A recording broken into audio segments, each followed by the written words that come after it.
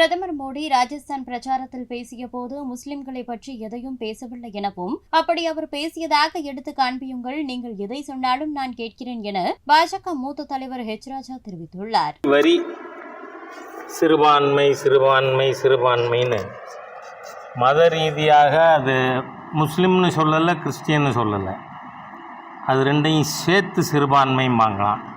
ஆனால் இந்துக்களை மட்டும் ஜாதி வாரி பிரிப்பாங்களாம். ஆகவே இந்த பிரித்தாளும் சூழ்ச்சியை அவர்கள் ஏப்ரல் 5 தேர்தல் அறிக்கையில் வெளியிட்டார்கள். பிரதமர் இப்படியெல்லாம் பேச முடியுமா? இது தேர்தல் விதிமுறைகளுக்கு மீறங்கிறாங்க. எங்கேயாவது பிரதமர், தயவுசெய்து நீங்கள்லாம் மீடியா நண்பர்கள், எங்கேயாவது அந்த 90 செகண்டு தான், 1.5 நிமிஷம் பிரதமர் ராஜஸ்தானில் பேசிய விஷயம், 90 செகண்டில் அவர் முஸ்லீம்ங்கிற வார்த்தை எங்கேயாவது சொல்லியிருக்காரா? அதனால் மாண்புமிகு பிரதமர் அவர்கள், நீங்கள் எலெக்ஷன் கமிஷனுக்கு பெட்டிஷன் கொடுத்துருக்கீங்க, அதுக்கப்புறம் சொல்கிறீங்க எலெக்ஷன் கமிஷன் நடவடிக்கை எடுக்கலாம். நடவடிக்கை எடுக்கிறதுக்கு வாய்ப்பு இருந்தால் தானே எலெக்ஷன் கமிஷன் நடவடிக்கை எடுக்கும். மத ரீதியாக ஒரு வார்த்தை கூட நீங்கள் கூட எனக்கு உதவி செய்யலாம்.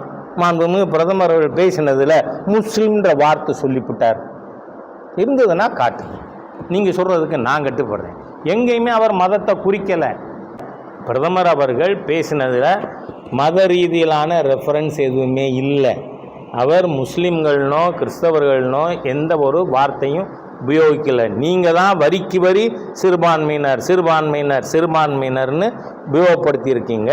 ஆகவே மக்கள் மத்தியில் ஒரு தவறான எண்ணத்தை ஏற்படுத்த மதத்தின் அடிப்படையில் ஜாதி அடிப்படையில் இந்துக்களை பிரிக்கணும், மதத்தின் அடிப்படையில் சிறுபான்மையினரை இணைக்கணும், இணைச்சி எப்படியாவது ஆட்சிக்கு வரணும்னு. ஆனால் மக்கள் தெளிவாக இருக்காங்க. அவங்க சொத்தை நீங்கள் பறிக்கிறத மக்கள் அனுமதிக்க மாட்டாங்க அப்படிங்கிறத நான் தெரியப்படுத்திக்கிறேன்.